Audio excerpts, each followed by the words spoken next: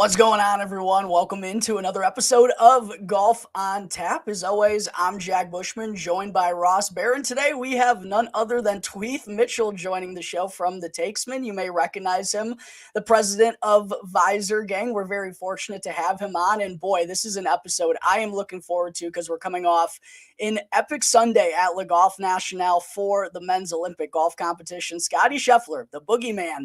Ross, must have heard you and many others out there throwing suggestions of Xander Schauffele being the best player in the world right now, and he took that personally because on Sunday he was unstoppable, lights out, and turned the tournament on its head. We'll discuss Jon Rahm obviously collapsing a little bit down the back nine and get into the FedExCup playoffs as we're in the regular season finale this week in Greensboro, where Tweeth happens to be right now as well. But just as a reminder to everyone who's tuning in right now, go and jump on over to the YouTube feed if you aren't already so you can comment and interact with us. Let us know your thoughts from what went down yesterday over in France as Scottie Scheffler won the gold, who you're going to be tailing, and who you're looking for this week as we have approached the regular season finale. Boys, an absolutely epic Sunday. First, before we get there, though, Tweeth, just wanted to say thank you very much for taking the time, bro. Greatly appreciate you. How you doing this afternoon? And give us your thoughts after just a wild Sunday at Le Golf National. Well, first, thanks for having me on your very professional podcast. Whoever did the video intro, nice work. Anybody who knows me and knows where I'm from knows we don't do real podcasts. We do fake Twitter spaces. And so a real podcast is a real joy to be on. So thanks for having me on your show. Listen, I was among the skeptics going into Le Golf National thinking it might not be that good a tournament. I kind of thought, I don't know how they're going to make it. You know, I liked it at the Ryder Cup. I thought it was fun, but I thought it was fun because it was quirky and they could do some different things with the course.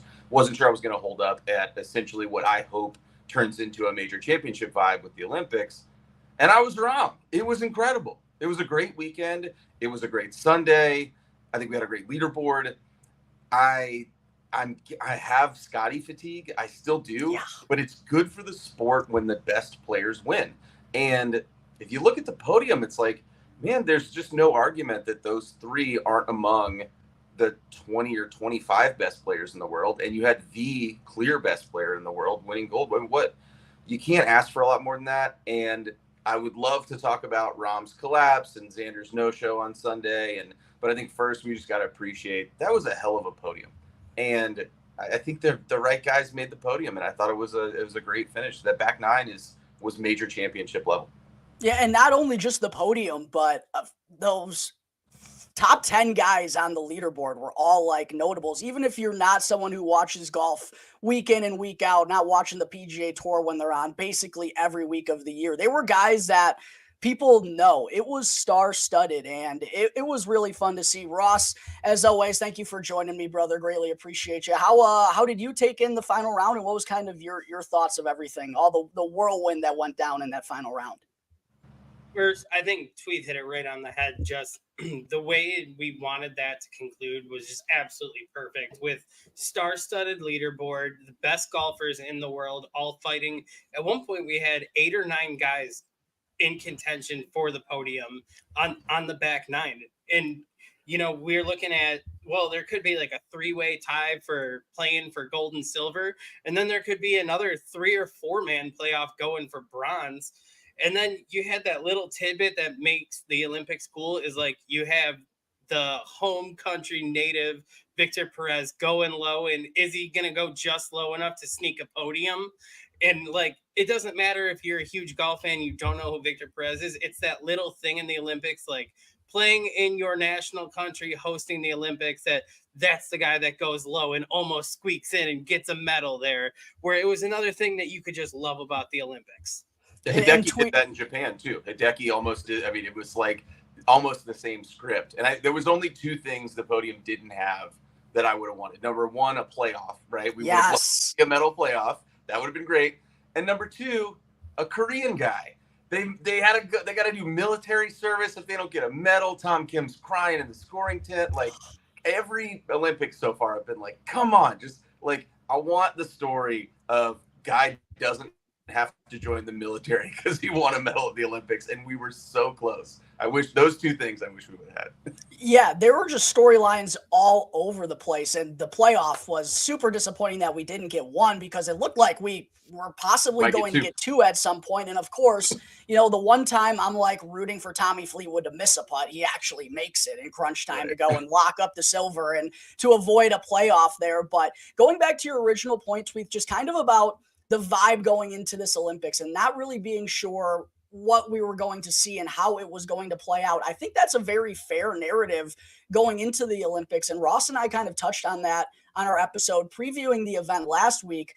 At this point in time, because it's so new after being re-involved in the Olympics in 2016 in Brazil of all places, right? And the Zika virus. And then 2020 gets pushed back to 2021 and there's no fans there because of COVID and everything. It's been kind of hard to grasp exactly like the fortitude around this event and what it all means. And I feel like this was kind of the perfect precursor to this coming over to America where it's really going to get a spotlight at Riviera in 2028. And after getting all those big names at the top on Sunday and, you know, Scottie coming away with the gold, like you said, it is good for the game when the people like the people know who the world number one is, right? Even though there was the debates after Xander having the second major, I think the common non-everyday golf fan would still consider Scottie to be that guy. And he proved to be that guy in Paris coming through and getting that spotlight. Like, I feel like it's just going to be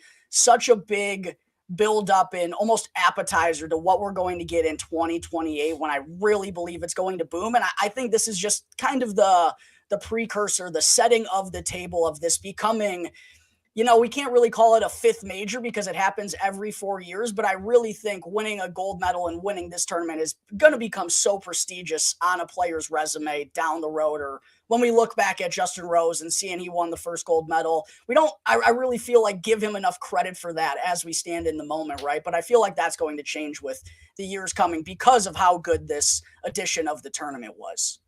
Yeah, if you care about the Olympics as part of golf, and I fully understand if a golf fan does not care, but I think, at this point, golf has gotten into a kind of strange place with its fans, and we need as much to rally behind as possible. So I care about the Olympics. I want the Olympics to be a part of golf. And if you want that, you need three things. You need it to matter to the players, you need it to matter to fans, and you need it to have an identity. And it's starting to matter to players. Scottie Scheffler balling on the podium means it matters to him. Tommy Fleetwood beaming with silver at having lost, right? At another one-stroke loss means it matters to him. And so I think we're starting to get to matter to players. Does it matter to every player? Probably not. Xander had some kind of damning comments about I wouldn't want to play another medal round because it's too much golf. And I continue to just be amazed at how much pro golfers seem to not enjoy playing golf, but that's beside the point. But it seems it's starting to matter to the players. And if it matters to the players, it might matter to the fans. To me, I have a pitch for this, which is that the medal winners should get major exemptions for it. And then it would matter somewhat to the fans. Yeah. My take is gold medal winner, 4 years of major exemptions until the next Olympics. You get them. Silver medal winner, 2 years of major exemptions, and the bronze gets one. Like that to me loads up the importance of making the podium, even if you don't care about Olympic golf. And then it needs an identity. And that's where I think it's going to struggle for a while unless we can try to find a way to either augment or change the 72-hole stroke play thing.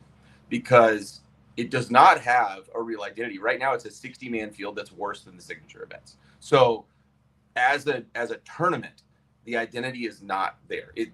The identity belongs to the event that it is part of, the Olympics, and golf doesn't own that. And so to me, like, it's a huge opportunity for 2028 or 2032 to do something format-wise that gives the event an identity. I would liken it to tennis. Tennis is an individual sport with 4 majors. Tennis is a sport where winning a gold medal is not the pinnacle of achievement in the sport, but it has come to matter. It mattered a lot to Novak Djokovic this week. He talked about it. And it's come to matter because they've spent the time investing and differentiating. And there are, in tennis, 5 medals you can win, right? You can win a men's singles, a men's doubles, a mixed doubles, a women's singles, a women's doubles. And it wouldn't take a lot to get golf to the place where it was given out at least 3, if not 5 medals to the men and the women together. And maybe they become 54-hole tournaments at that point to the delight of every live bot. Maybe maybe the mixed doubles is a 48-hole tournament, or maybe there's like it's two. Maybe all the doubles are 2-round tournaments and the singles are 4-round tournaments or something. But if we can get it in over 2.5 weeks, and we can get 3 to 5 medals onto the board and have some format changes where the men and women are playing alternate shot together, or it's like, hey, the countries, you got to bring, like, it's not going to be just 2. You might have to bring 3 or 4 people, and you might have to go deep into your country's amateur roster if that's what you're doing. Like in New Zealand's got some hot amateurs that are not on the Olympic team list that absolutely could show up and play in a men's women's alt shot. So like stuff like that, like I think we could see a lot of really compelling stuff if we get creative with the format at the next one. And I really hope that the committee, that whoever's in charge of golf at the Olympics, thinks deeply about what 2028 needs to look like and what 2032 needs to look like in order to give Olympic golf an identity. I'm pretty, like, what's the word I'm looking for here? Blown back to hear Xander kind of with those comments, because you would think players would be interested in growing this in multiple different ways. And I understand the golf fatigue with the year-round schedule, but there are only so few opportunities where you actually get to represent your country. And I would be all for kind of finding ways to make it different and include yourself. I'm thinking about like how sick like a 2v2 team event could be at the Olympics, where you got like Christian Bezuidenhout and someone from the South Africans taking out whoever it may be, like a 2-on-2. Like it could be an incredible type of vibe and so much room for it to grow. Whereas we can remove the standard tournament that we see week in and week out and make this thing unique and different, which I feel like whenever it's not the PGA Tour, like it's complicated for them to, or any golf committee, to make things different from what it's been throughout the standard, when that's what you kind of got to do. You got to push the envelope to grow the game. And I just feel like the Olympics, based on what we said this week, I don't know if you feel the same, Ross, it just really feels like it's opened the doors for so many different possibilities, however they want to go about this, and make it more than just this standard 60-man team event. Because I agree, like there was 20 guys in this field who we reasonably thought had a chance, right? And I just think giving away more gold medal opportunities and finding ways to create paths to people to make these creative storylines other than just a Vic Perez shining. And I want to give Vic Perez credit, because that was an absolutely phenomenal Sunday, and the guy just went absolutely unconscious on the back nine riding those French crowds. But it just feels like what I'm getting to is there's so much potential here with the Olympics from what we saw this week, guys. Yeah, absolutely. I think my running joke for the weekend, it was trying to discover exactly what the Olympics means with this tournament. Obviously, it came to light as of Sunday what it means, but going into Sunday, I was going, Tommy Fleetwood's going to win this fucking thing. It's going to be the biggest win of his career. And we're not going to know how the fuck to justify it for 20 more years. We're going to go back and go, that was the biggest thing he could have done in his career 20 years after the fact. Is when we're going to realize it and appreciate it, because that's the typical Tommy Fleetwood route. Forever the bridesmaid. And Tweeth, we appreciate you giving us credit, calling us a professional podcast off the top, but we do like to talk a fair amount of shit here. And I think this is where we're about to get into it, because we gave Scottie the rightful glitz and the glamour, and we talked about the tournament, but we wouldn't be properly recapping if we didn't talk about Tommy. Fittingly, I thought it would have been fitting for Tommy to win this thing, because obviously what he did here in 2018 at the Ryder Cup, and it's not a PGA Tour event, it's not in America. Oh, Tommy Fleetwood could win. No, actually the most fitting Tommy Fleetwood finish is the fucking silver medal, 1 stroke behind the winner. And also Jon Rahm, man, 20 under going into the back nine, where he had cruised all throughout the week. Just looked like a completely different player. Tweeth, give us your reactions, big guy. So I want to give Jon Rahm credit, because I don't need Red Harrington and the Live Army coming after me. I support you guys. Love you, Red. You're my dude. But no, I think Jon Rahm played a great tournament until with 5 holes to play. And it really, if you're going to beat when the number 1 player in the world shoots 29 on the back nine, you have to play your best golf all the way to the finish to contend. And he didn't. He made some dumb decisions, let the tournament slip away. I'm not going to blame the rust or live for that because he just finished 7th at the Open and he led the tournament for essentially 3 straight rounds. So like, no shade to Rahm. That shit happens, and it happened at the wrong time. We're giving people credit for the tournament mattering to them. It matters to him. He said so afterwards. He felt like they let the country of Spain down. Like, we know how much his ancestry and his heritage and his country matters to him. So I think it sucks for him that he blew it. I think he definitely blew it. It's fair to say that. He'll say that. Like, it wasn't nobody took it from him. He had a 4-stroke lead with 7 holes to play and just pissed on it. Like, he just pissed down his leg. It happens. Like, what are you going to do? But, like, man, if you're going to be a top 5 player in the world and you're going to expect everyone to ride with you when you make a big change in your career where you can't be measured against the other 3 or 4, at least 3 of the other 4, Bryson notwithstanding, then you kind of have to show up there. And you're not going to get, like, I've heard online, I've seen this, and I understand where it's coming from. I've heard, why is everybody shitting on Jon Rahm for blowing it? Xander was right there at the start of the round and didn't even get to 20 under and was never even in it. And we should be faulting Xander for the same thing. And I think the incredible Xander Schauffele disappearing act deserves airtime too. But like, the fact of the matter is, like, you're not always going to put yourself in position to win. And Xander had a Sunday where he didn't put himself in position to win. But if he had, and he did what Rahm did, we would say you blew it because you put yourself in position when you didn't close. And I think Rahm is still the 4th or 5th best player in the world. I don't think that's even up for debate, but I understand that people want to debate it. But like, God, you just, like, if you want people to think you're not on the downslope of your career right now, you have to close there. You just have to. And you have to find a way to make pars and birdies when it matters, because you've played that course 3 straight days, and you know the best players in the world down that stretch, 14, 15, 16, 17, and 18, are going to make 2 or 3 birdies.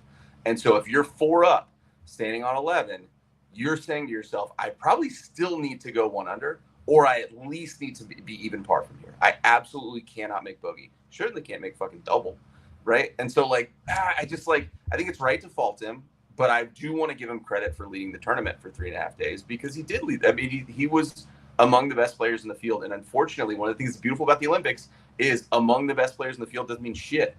Top 3 players. That's what matters. So 4th is last. And Victor Perez, awesome. His countryman Matthew Pavon did not show up. Dead last is a tough scene in your home country when you're the better player of the 2 on the team. So, like, you know, faults to that dude too. But, like, I think Victor Perez can take a lot out of being 4th and feel good about it, but still last, still got nothing, still didn't go home with anything. And Rahm blowing a 4-stroke lead to leave with nothing should hurt a while. And yeah, it's just gonna. And the Rahm dudes have to own it. You guys just have to own this. You can't argue that he didn't choke. He choked. He did, and it stings, yeah, for a couple of different reasons. One, because now he just gets so few opportunities to prove that he is still that big, hairy Spanish winning machine that could still be as good as anyone when he's playing at his best. And he was that through 3.5 rounds, man. I mean, the way he was driving the ball, I believe he was leading the field in fairways hit and greens in regulation. Like, he was doing his thing, looking like the Rahm we hadn't seen for 1.5 years. And 2, because he had reached the winning score going into the back 9. He was already at 20 under. Scheffler obviously gets it done at -19 to win gold. And 3, he had been at least 2 under par on the back 9 in all 3 of the previous days. And the back 9 is for sure the more difficult 9 at the Golf National, especially with that finishing 4-hole stretch where there's water all over the place. 17 was the second toughest hole. 18th was playing as a beast all week long, and it was absolutely self-inflicted. I think that's the toughest part about it. The par 5 is unforgivable to miss left with that wedge after, you know, having to lay up and leave himself in the fairway. I knew he drew an unfortunate lie with his tee shot, and he wasn't able to get it to that, like, upper plateau of the fairway, but to still, like, duck pull a wedge left that far to leave himself short-sighted and then go and miss the 4-footer to make a 7. It's like, dude, those are things you can't do on Sunday to win a golf tournament. Let him behold when the world number 1 is absolutely on the prowl. Like, it was just a self-inflicted stinger. That is one that's probably going to cost Jon Rahm a lot of sleep for nights to come. But at the same point in time, it's, I think, still a reminder that Jon Rahm is close to being that guy once again. And he even alluded to, before that kind of blow up, he said, like, this was as comfortable as he's been on a golf course since the early part of 2023 when he went on that unbelievable run. Like, it was there for 3.5 days. Like, world number one Rambo was there for 3.5 days. It just wasn't on the back nine when it mattered the most. And that's the unfortunate thing about it. Yeah, I think there was a maybe 20-minute span where, Jack, you and I were talking, and it was like, so Jon Rahm just sits with the media at the beginning of the week, admits that he sucks, and automatically becomes the best player in the world again when he just gets that out into the open, that, no, I've sucked lately, I get it. And then it turns into, well, now, he's got a 5-shot lead, whatever, going into the back nine. And then we go like 15 minutes later, and he's coming back down. Tommy's making a run.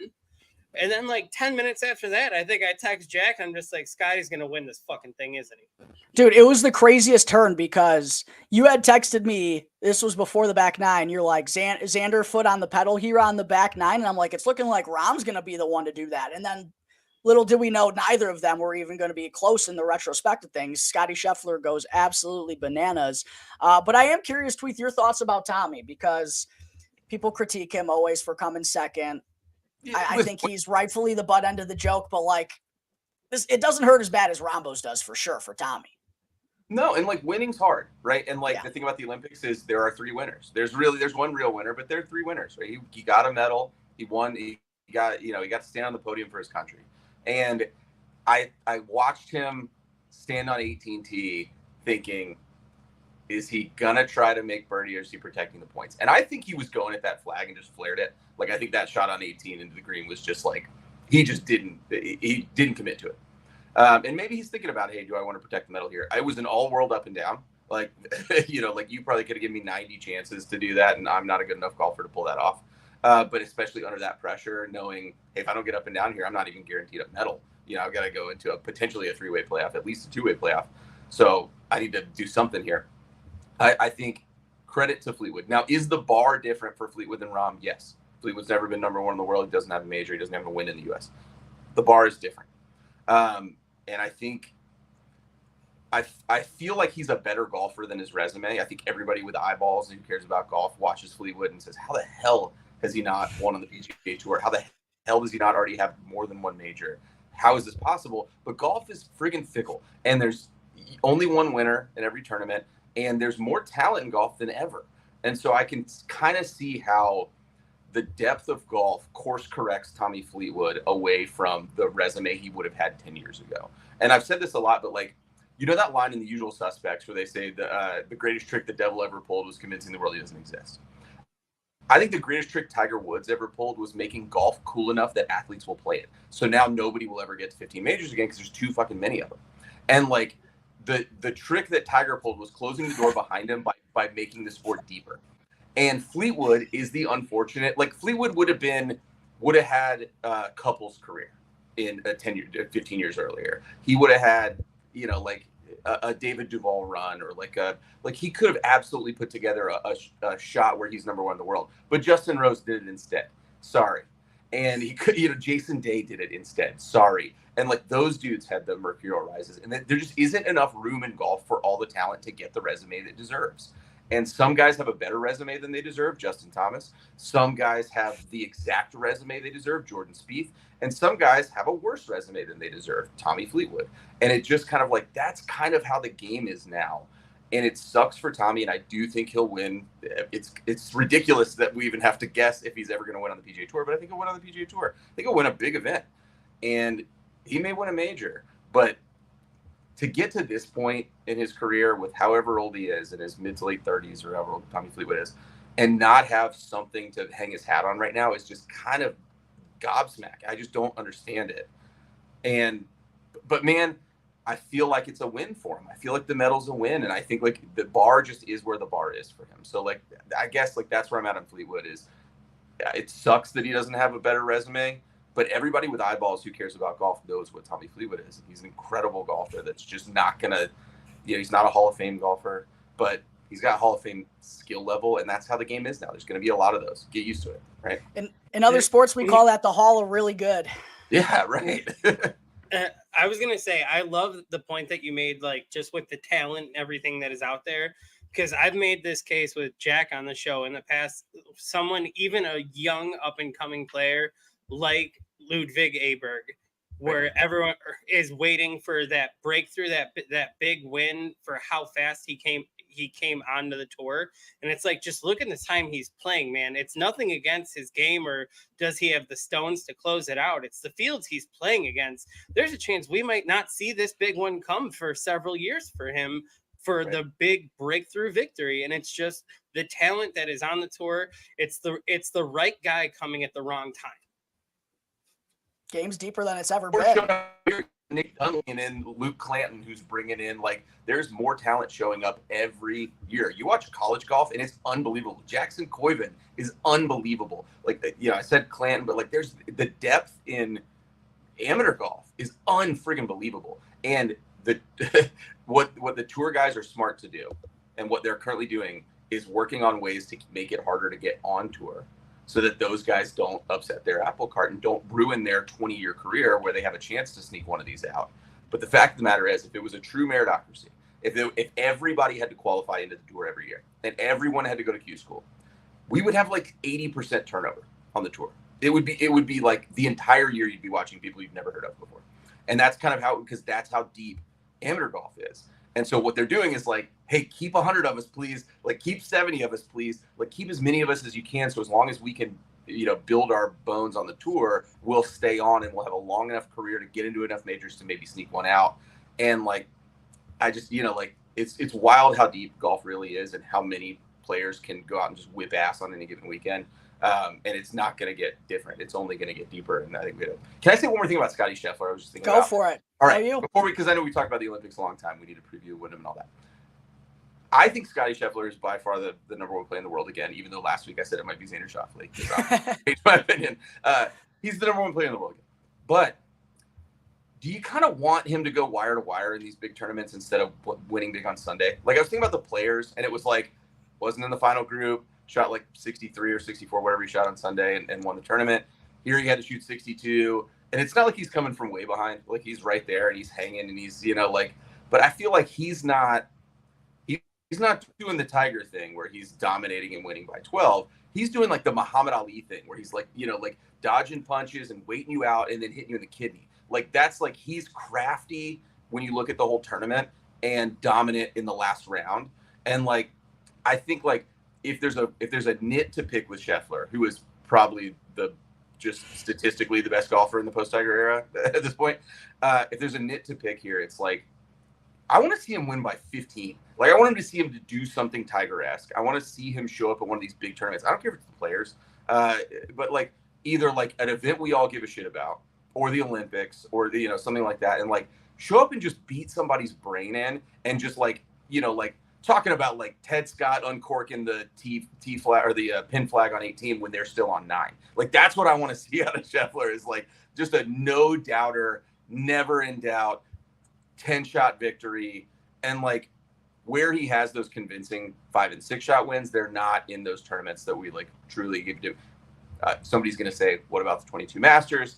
He 4-putted to win by 3 or whatever. Yeah, another amazing Sunday round, right? But like, he wasn't 5 up going into, you know what I mean? Well, I think he was 3 up going to the round.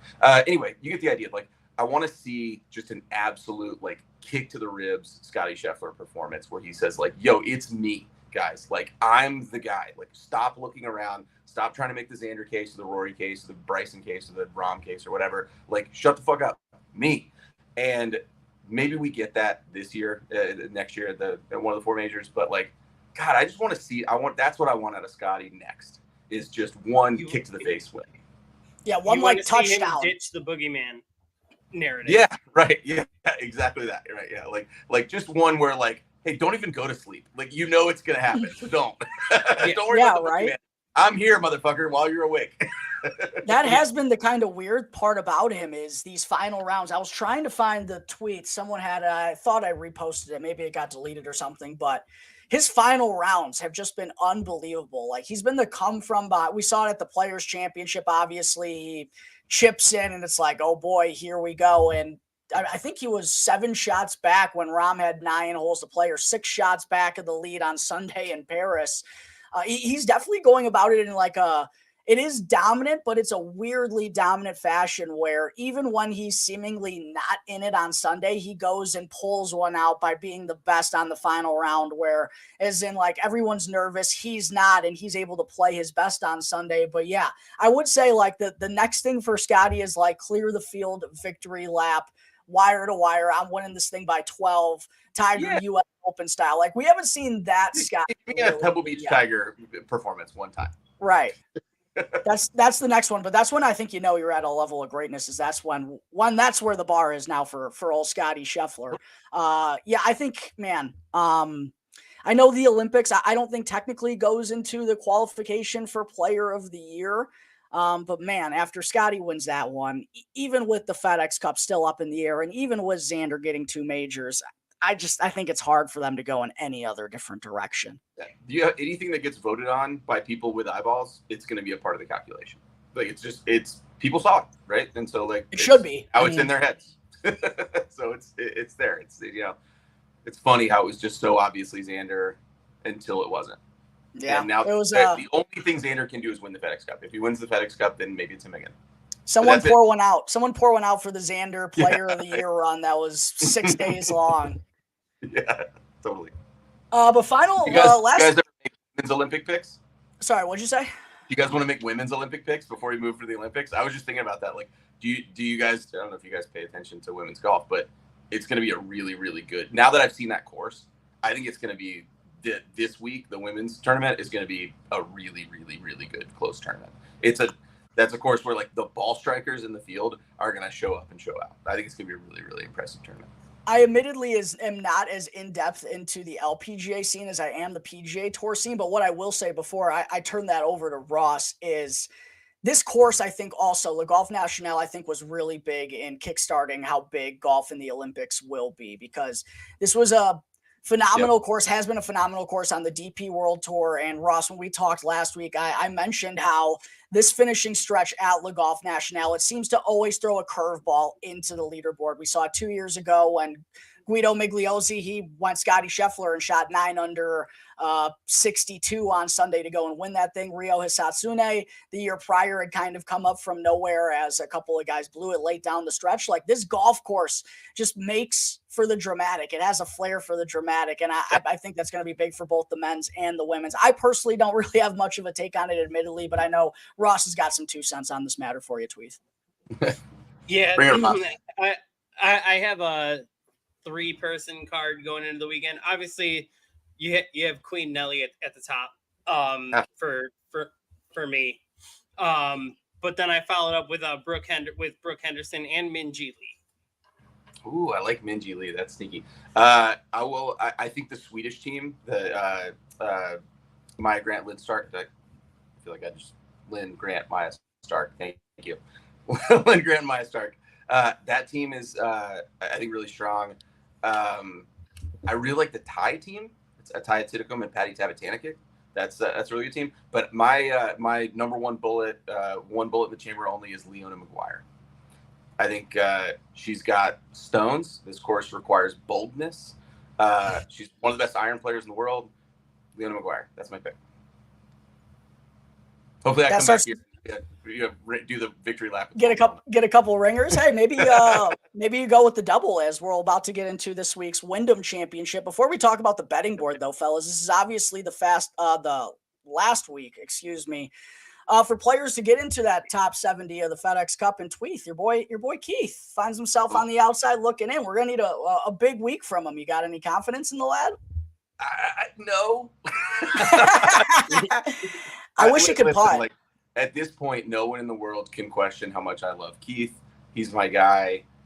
It has not been our year.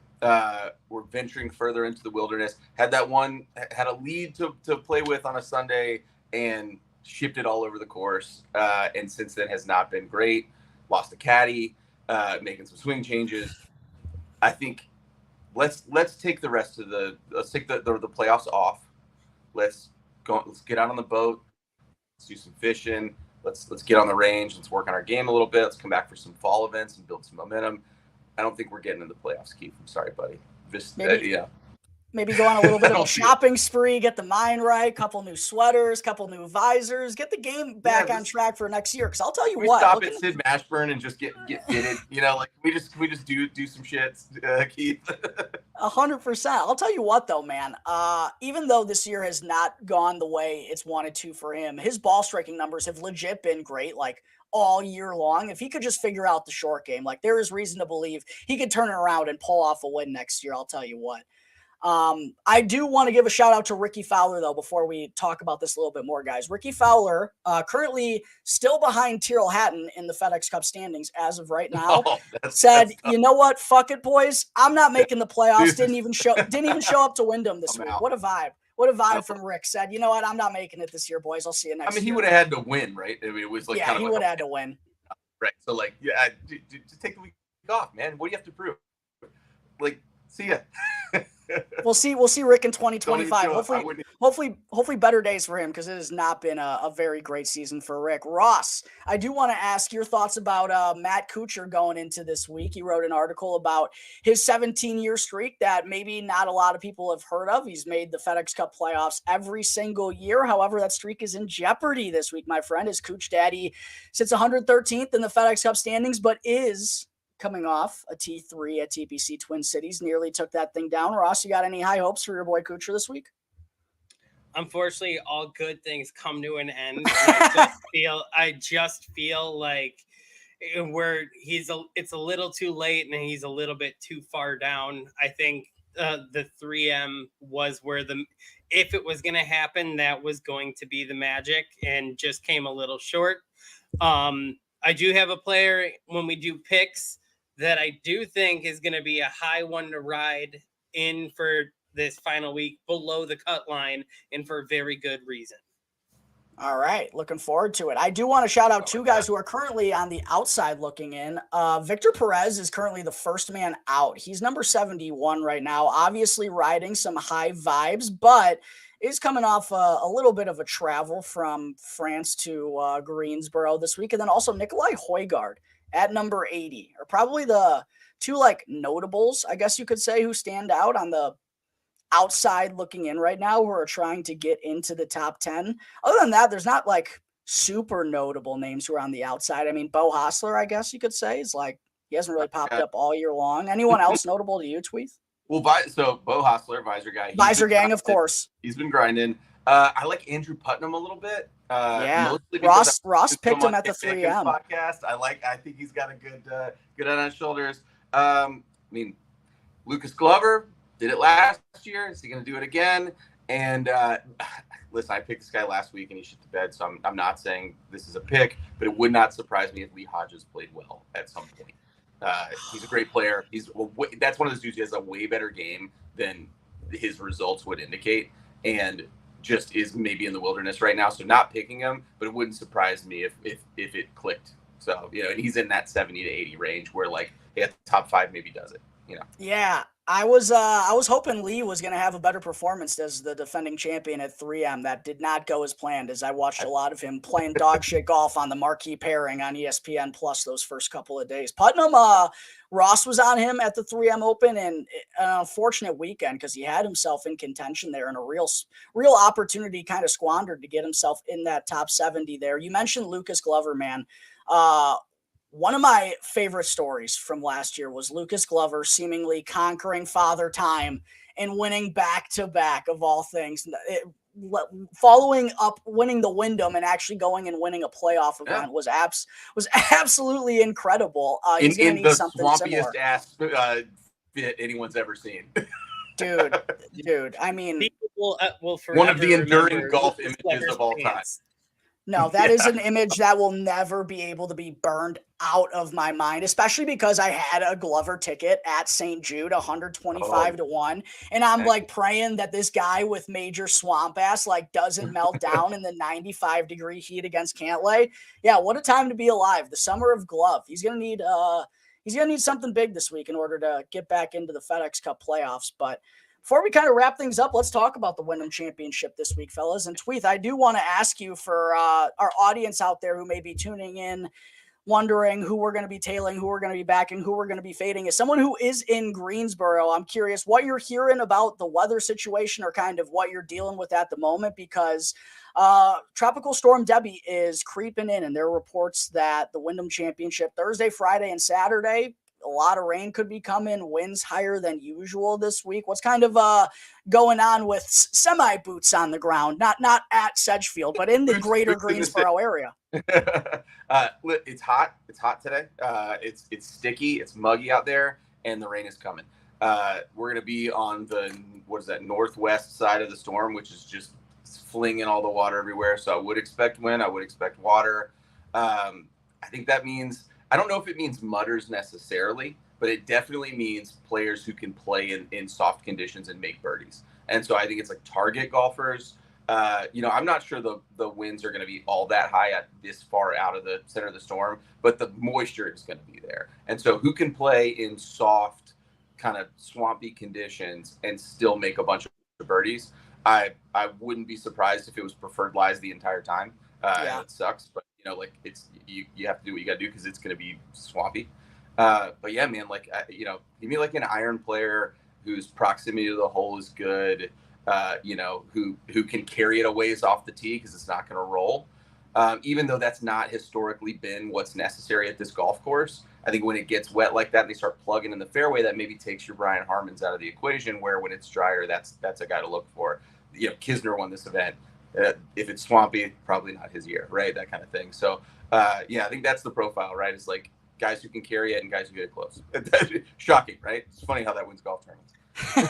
Yeah, for sure. The profile, 7 of the last 8 years, we've seen a winner hit 20 under here. So you need to be making birdies. It's one of the shortest courses on the PGA Tour, still under 7,200 yards, which is like a rarity in today's day and age with technology being what it is. So finding fairways, being good with your wedges, especially if it is windy and playing wetter, you're going to have to dial in. You're not going to get any rollout. But that's kind of the interesting tidbit into how this tournament could play out, is how is that going to affect what has been typically a short course? Are guys going to be having to play a little further back than they're typically accustomed to? I don't think it's going to make it that much harder, but that is adding maybe one more club to guys' arsenal. I don't know how that's going to interact. And I think that's going to be fascinating to see if the weather and what the winds transpire throughout the week. Obviously, it's only Monday, so we're going on the old weatherman's guess at this point in time. But looking at the odds board here, fellas, as I do want to ask you both off the top,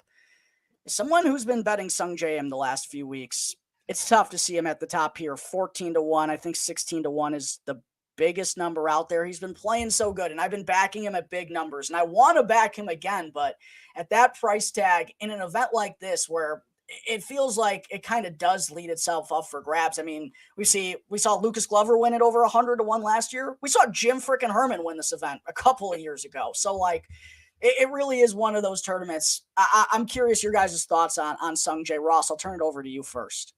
So I initially started this morning with Sungjae on the card, and I pulled off once I looked at that 16 long and hard, and it was one of those things where the vibes are good for him. Good.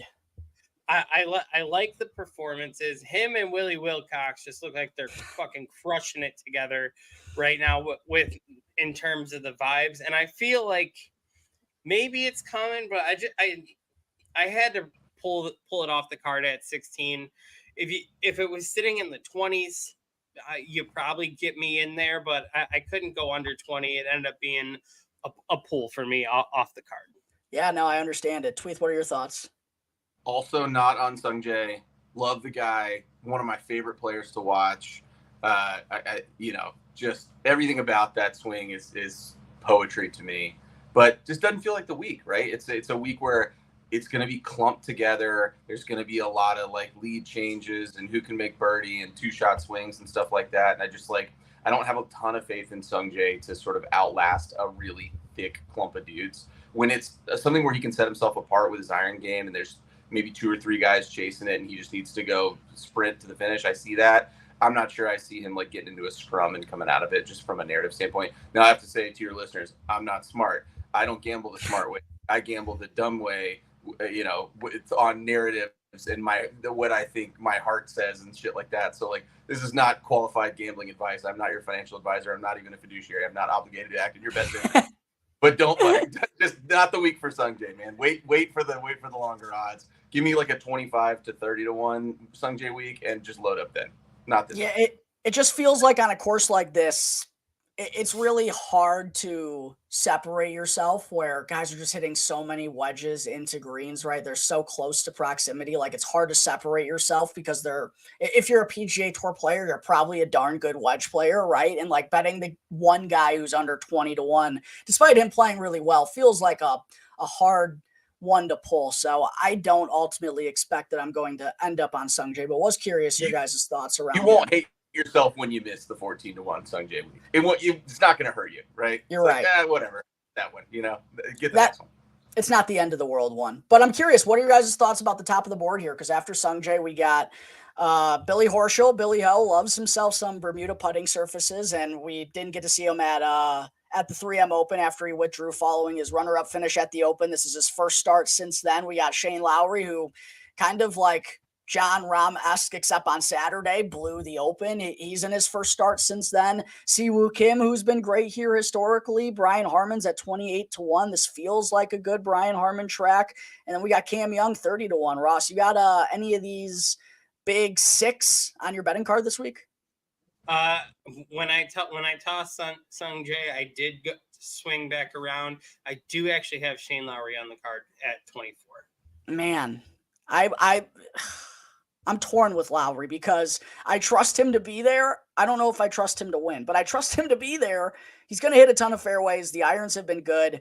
I just don't know if I trust the putter on Sunday, man. I just don't. That's going to be the make or break, as always for him.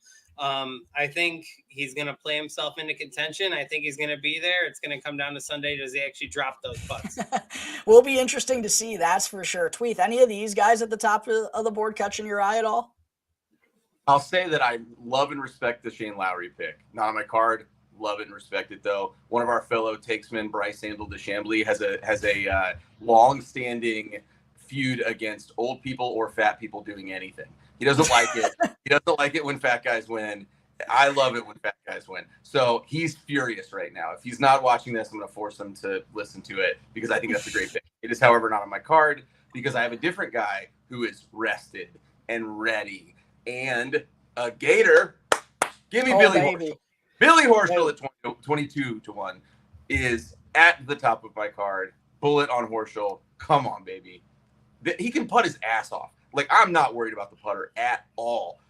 Just get into that scrum and fight your way out of it. That's the guy who fights his way out of it. It's the guy who gets tied up when there's 5 guys within 2 of the lead and everything's switching. That's the guy who just puts those stupid shoes on and scoots up to the ball real stupid-like and makes every putt on the back 9 to win. Billy Horschel. Yeah, no, I like it for sure. Billy is, I haven't bet anyone here at the top, but Billy was kind of the one I was flirting around. Always love him on Bermuda putting surfaces. In the last 3 or 4 months, man, he's really found something in his game. And I was actually on him here last year, I think at 60 to 1. And he was either in the final pairing or the second to last group going into Sunday. And he just didn't have his best stuff in that final round, but I think still posted a top 10 finish, but has been a dog at this course throughout his career.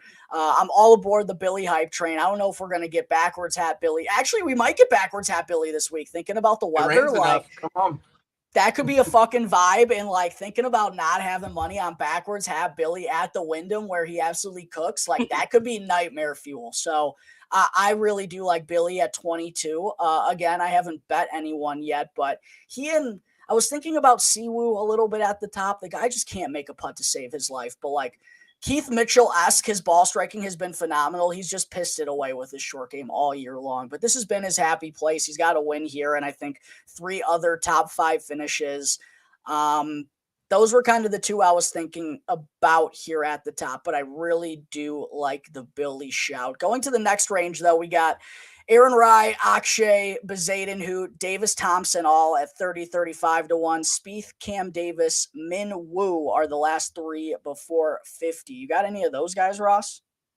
I found this borderline assault that I got Akshay Bhatia at 35 is just absurd to me. And in the fact that Jordan Spieth was at 35 with him, come on, give me Akshay all day at 35. Yeah, no, I think you could make the gripe with Akshay's 35 with a couple of different guys. Cam Young, 30 to 1, Akshay 35. Akshay's younger and won twice. He's got the same odds as Seabez, who's never won in America, like Aaron Rai, who's never won in America.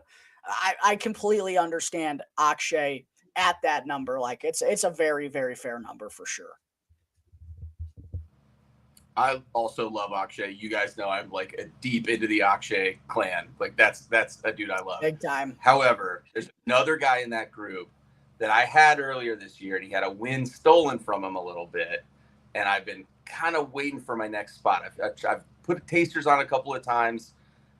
I think Seabez is like right there. And dude, I think this is the time. This is where it's like, hey, the field, the sea is kind of parting a little bit. And like, it maybe put up or shut up time for my guy Seabez, but I like it. I had it at 35. I see it there at 35. Like I think that's a number. Like throw something at it, right? Like all of those dudes in that group, like you said, like could make a case for their odds should be better. But what that also means is they're probably a little artificially inflated based on their actual odds. But you know who can't make that case? Seabez. No one gives a shit about Seabez, right? So they're not inflated. Those are the real odds. And so I like Seabez at 35 because it's not a public play. Like that's a dude who's going to win at some point. He had his win kind of rug pulled out from under him a little bit at PGA West. I think this is his next like real like, hey, put yourself in contention and go get it. I like Seabez. 35. Yeah. Dude, I mean, it doesn't take much for me. I've been on Bez a couple of different times this year. I think I was on him at the Travelers. I want to say I was on him at the Charles Schwab, like a couple of different times. And it does feel like this is a good spot. He doesn't hit the ball a long way, but he hits a lot of fairways. We know he can get blistering hot with the putter. He's one of the best putters on the PGA Tour. So, yeah, I mean, it doesn't take much of a case for me to get thinking about Christian Bezadenhout. It feels like it's time for him to win something of significance, although we have said that about a lot of guys before from over across the Atlantic. So I definitely understand where you're coming. And, dude, quietly, like, so many top 20 finishes against like competent fields this year, dude. Against very competent fields. Like he is a high quality player. I actually remember I backed him, at the Charles Schwab when he finished T17, and I was following him that week, hoping it was going to be like a week of destiny. And I'd always remember that time I followed Christian Bezadenhout in Texas. The one player I did get to in this range though is I also I really like the Akshay value there. I've thought about Davis Thompson, who's been playing really solid golf all summer long, played really well at another Donald Ross design at the Rocket Mortgage Classic before picking up that win at the John Deere. Cam Davis, 45 to 1. I don't know if a guy crushes Donald Ross golf courses like Cam Davis. It's incredible if you look at his track record. Not only does he have the 2 wins at Detroit Golf Club, he's also got, in 3 starts, he's finished inside the top 22 at this tournament, gotten better every year, T22 in his debut, T15 the next year, T7 last year. He also finished T4 at Oak Hill at the PGA Championship in 2023, which is a Donald Ross design. Like, this guy just absolutely crushes Donald Ross courses. The ball striking has been phenomenal since he won. He's gained over 8 strokes from tee to green in each of his last 3 starts. It's just really been the putter that's let him down, and he's gained strokes putting on these greens every year that he's played here, including over 4 strokes twice. So Cam Davis was the immediate click for me, but I think this range is really interesting. Like, I'm really not an Aaron Rai guy, and I haven't bet him at all this season, so I don't maybe feel as inclined as some people do to like keep riding that and hoping he ultimately finds that win. But I think he makes a lot of sense because of how he hits fairways, and the putter's been better for him recently as well. I mentioned Davis Thompson, Minwoo Lee, even though we like talk about his elite driving and everything, for whatever reason, the shorter courses have kind of been good to him, and finished runner-up at a Donald Ross course in Detroit, along with Akshay a couple of weeks ago. So, like, this range is really, really interesting to me, guys. I don't know if you got any final thoughts on any more guys before we kind of scroll down here. But to me, like, I could see myself getting to one or maybe even two more guys in this range. I got a deep one, but that's it. Like, that's nothing. Aaron Rye doesn't interest me at all. Not for me, man. Like, if it's wet, what, both gloves are going to get wet? Like, nah, man, not for me. He's going to have good grip, dude. He's going to have better grip than everyone else. Yeah, like, I understand the Cam Davis thing. Again, like, not a guy I get excited about watching. The main reason I'm going to bet is because I want to root for the guy, and I want to have skin in it when he wins or loses. Couldn't care less, man. Sorry, Cam. Not for me. So, yeah, no, I'm going way deeper in the board than that. And I think this is a good week to go deep down. But, Ross, what do you got in here? Sorry to cut you off, brother. No, I was gonna say I have two more left, and they're deeper down the board. All right, let's go ahead and get into it. We'll just go 50 and above, fellas, because I think there are a lot of names in this group who could be captivating. And as I alluded to earlier, like, this thing is kind of wide open. So I would certainly not go past like avoiding long shots. I think it's one of those weeks where they're certainly up for grabs, especially when Scottie Scheffler isn't here. So Tweeth, we'll hype you up. You kind of hyped yourself up a second ago. Who's your long shot bomb you're talking about? All right. This is not someone I would have bet before this week, but he was on my flight here on Sunday night, and he's a unit. And I did not know how big this dude is. He's a big dude. So, in honor of a Chance Airport sighting, give me Patrick Fishburne at 90-1. The dude is a unit. And, listen, if that bothers you, if it makes you nervous to bet Patrick Fishburne, totally get it. He's 14-1 to top 5. Got to be a little bit of like a little juice there. And he's plus 650 to top 10. So maybe spread it out a little bit. Maybe get yourself some value on the Patrick Fishburne. But that dude is a unit. I did not realize he's as big as he is. He's a strong dude. Oh, yeah. I dubbed him the big tuna. The big tuna, because the guy, he absolutely mashes the golf ball, dude. I was on him. I think I bet him at what tournament was that? It's at Craig Ranch, the Byron Nelson. After I forget who he was playing with at the Zurich Classic. It might have been Mark Hubbard. He was playing with someone, and they played really Zach well. Blair. Yeah, he was playing with Zach Blair. Thank you, BYU bro. Guys. Yeah. Yes, sir. Yeah, and he absolutely crushes the golf ball and popped up high in a lot of my models this week. So I don't hate that whatsoever. Patty Fish, baby. Let's go big tuna, baby. Ross, who you got from down here? So down here is actually I got two guys left. I'm gonna ride my boy again because he is just coming up the board every single week right now. I do have Max Grazerman back on my board at 70 again. No reason to not, dude. No reason to not. This dude, if it doesn't happen this week, I really think he's going to win something in the fall. Has like sneakily found his groove all of a sudden. And yeah, impressive finish 2 weeks ago, excuse me, even though he didn't get the job done when Johnny Vegas went and birdied the last to go and steal that bad boy. Dude, I'm thinking about Grayson Not too. Impressive. What'd you say? Sorry. Oh, shoot. I'm sorry, I cut out there. Not an impressive ping pong game. The guy has like not a lot of ping pong skill. Facts. Before we go any further, though, I had forgotten, Tweeth. We hadn't asked you about your Bolingbrook trip yet. You were out in my neck of the woods, playing Live Bolingbrook, the season end event that Live Golf's got going on. What were your thoughts going through that bad boy? So while tease Takesmen for tomorrow, because we are going to deep dive it on Takesmen tomorrow, I will tell you that of all the golf courses I've ever played, Bolingbrook was absolutely one of them. We did have a little bit of a fight going between me and Scratch and Scold Wedge. We had a little tournament, decide who the first individual champion to ever be crowned at Bolingbrook is. And I'm happy to report it with your guy, Tweeth Mitchell. Number one, baby. Let's go. Number one with a bullet. Putting those many strokes I get to my use and taking home the trophy. Listen, we'll give the full Bolingbrook rundown tomorrow night so we don't bore your listeners. But just to say, like, I think it was fine. It was not like a championship golf course, but like Scratch hated it, but I think it's mostly because he didn't play great. Not as good. He kicked my ass at Blue Mound the day before, by the way. So shout out to Blue Mound right here. Shout out to Scratch. But it wasn't his best outing, so maybe that's coloring it a little bit. But I think it's fine. It's a 3 out of 5. Sure.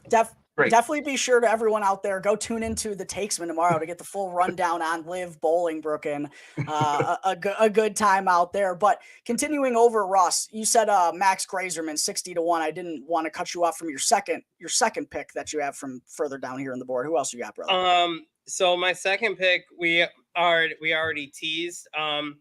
Outside looking in for the FedEx Cup, and I honestly think this guy's going to come with new rejuvenation after this week.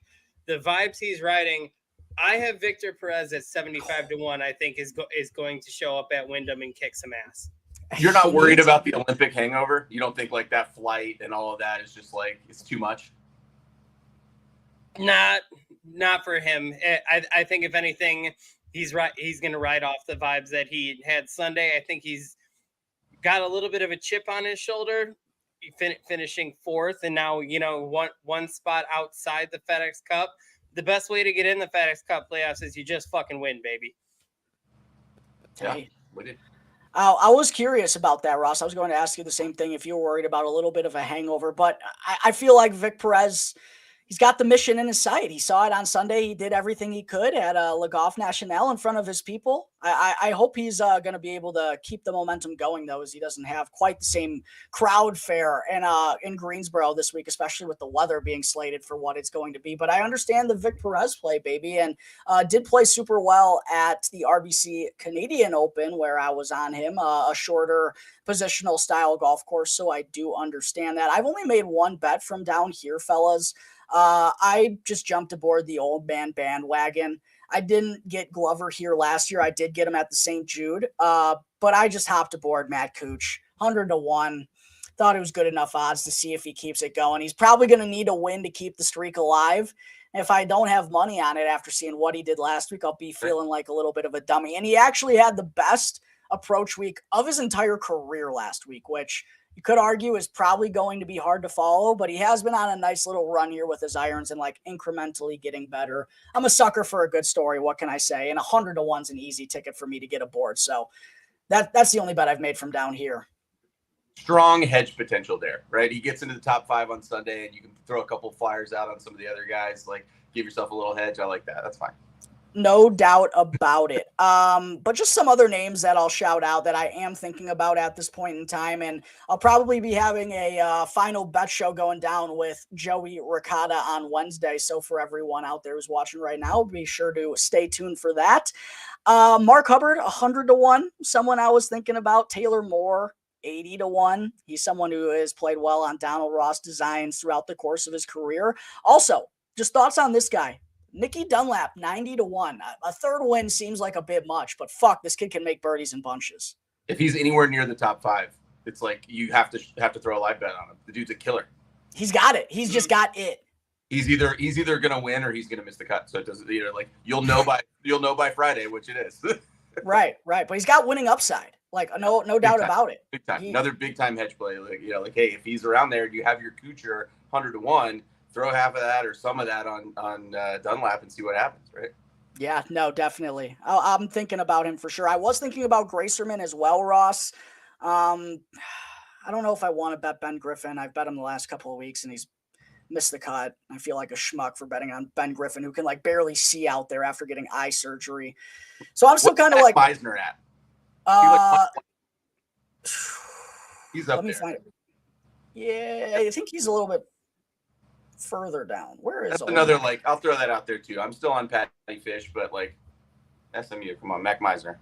No, Mac's been playing good. He's at 100-1. 100-1. There you go. Yeah. He was in that same conversation with Grazerman until they both kind of popped a little bit these last few weeks. They were two guys that I've really been like keeping on my horizons, and I don't know if they're going to win now, but I think they could win in the fall for sure if they don't do it late in the season.